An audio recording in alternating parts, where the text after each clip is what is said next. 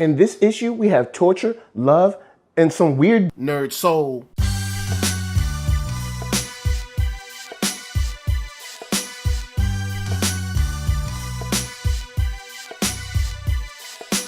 Late ill kid at OneYoungsta holding it down, bringing that street geek and nerd soul. What is up, my people, today? Oh yeah, coming with another wonderful episode of, that's right, Talk Shop. We're getting into it. It's been a while since we have been able to sit down with Lando. There's been so many other indie books that are great, and I'm being showered with them. And thank you guys so much for hitting me up.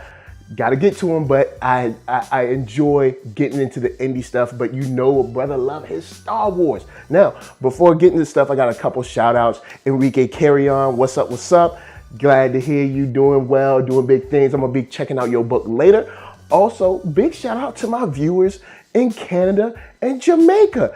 Yo, you guys have been giving me a whole heck of a lot of support. So Canada, what's up? Jamaica, what up, what up? You know, it's nice to see y'all rolling in, because, you know, I get love at home, you know, here in the States. But it's nice to see y'all coming through and showing me some love. You know what I'm saying? Jump down in the comments, holler at a player. Now, you know, we out in that galaxy, far, far away. There's only one guy we need to talk about, and that's Lando. And this is issue number 3, and there's a lot of stuff with Lando that goes on, but what I want to touch on before the break, real quick, is Christus. This issue shows her finally truly reconnecting with her father.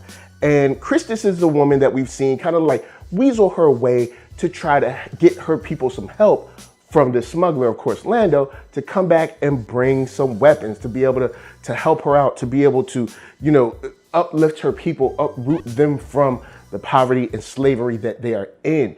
And there is a very tender moment with them together. Just, you see how long they've waited to be together, how good it feels to see them, you know, father and daughter once again. And then the crushing reality of how far the slavery under the empire has drawn, you know, Christus's people, you know, and it's a shame, because Cole Grun is the fire that they had. It seems to be lost. And it's things like that that really drive home and become the very foundation and a very solid point, of course, because you have Lando, who is such a whimsical and such a arrogant and such a smooth and charismatic character. But you have this very real situation of people that have lost hope, that have given up, that don't have any fight left, and don't see the value in fighting. And that is something that it really pulls at the core of this issue. And I think a lot of people could probably miss it, because there is, you know, you start out with Lando's antics, but I wanted to really, you know, kind of push that forward and show how sometimes you can be right. Just like, you know, Christus and her father are right, but the people are just either weary, they don't believe in themselves no more, maybe their hope is lost, or maybe they just given up. And that struggle happens in real life. That struggle happens when you want people to, you know, hey, you gotta speak up, or you gotta protest for this, or you gotta do that, or whatever it is, and people just feel like, you know, what power do I have, or what power do we have? And I think that was nice to see there, to see her struggle and come home to something that was kind of devastating to her, to see such a rich and happy and you know, vibrant people be reduced to just like, you know, just existing. And I think that was nice how they layered that inside of this book, because of course Lando does the crazy. And speaking of the crazy, let's get to the crazy. I want you to think about the last time you were getting tortured, and ask yourself on the inside, were you ever thinking of foot massages when you were tied up? Were you ever thinking of relaxing situations when somebody was threatening your life? Well, someone as smooth as Lando, that's exactly what he's thinking about. It's funny, because there is nothing. I mean, you know, behind that veneer of just like smooth, you know, roll with the punches, whatever way the wind blows, I'll be okay kind of swag, that there's someone who's like, yo, sweat beads is dropping. And I love how he's able to keep it cool, at least until, of course, L3 saves him, helps him out, and, puts him in a position to succeed, where he can fight off his own people and jump and do fantastic tricks. And this is just another issue that shows that this guy is scared, but he is never gonna let you see him sweat. And that's something that I have really enjoyed about the Young Lando book, because in Solo earlier this year, we got to see, Donald Glover really play him, and you really got to see, this younger man that was just like, hey, whatever comes, I'll figure it out. No real plan. I'm gonna just hang, have some good food, drink some good wine or galactic wine, and, some beautiful women, and whatever happens, just happens, and you see just how adept at fighting he is, at marksmanship, all that stuff. But he'd rather just be like, I'm smooth. And I like that. I love that in this issue. Now, I got some stuff with L3 to get to in just a moment.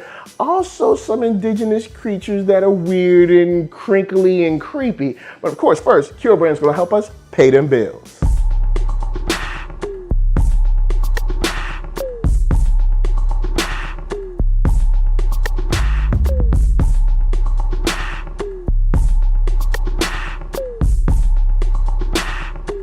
Oh yeah, check that link below. Hats, shirts, hoodies, all that jazz. And once you find something you like, of course, cop it. So let's get into the indigenous creatures that are in caves, on Kogrun, weird planets, and you out in the wasteland. Whenever you're somewhere that's called a wasteland, then there's gonna be some weird bugs and snakes or whatever.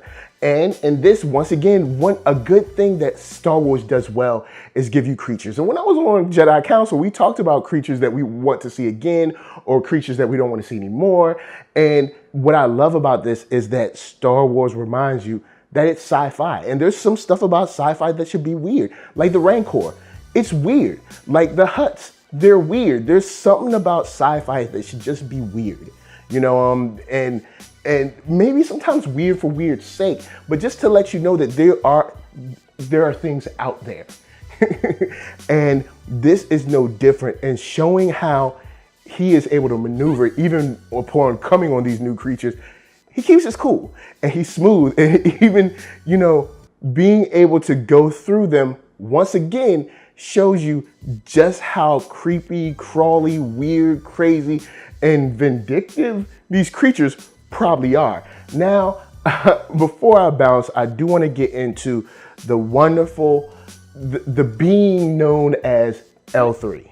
In this issue, we already know that L3 and Lando are kind of like attached at the hip. But there's a funny situation here where they get a little banter back and forth, and this issue seems like it's a little more than normal. It actually seems like she's maybe ready to leave him where he is in his own ish, if you were to say that for the family show. But also her back and forth with Lando seems more real, more agitated, more angry. And the reason I brought that up is because it leads us to that whole thing in Solo where they were talking about her being in a relationship with him, and he wanted her and she was like, I'm good and all that.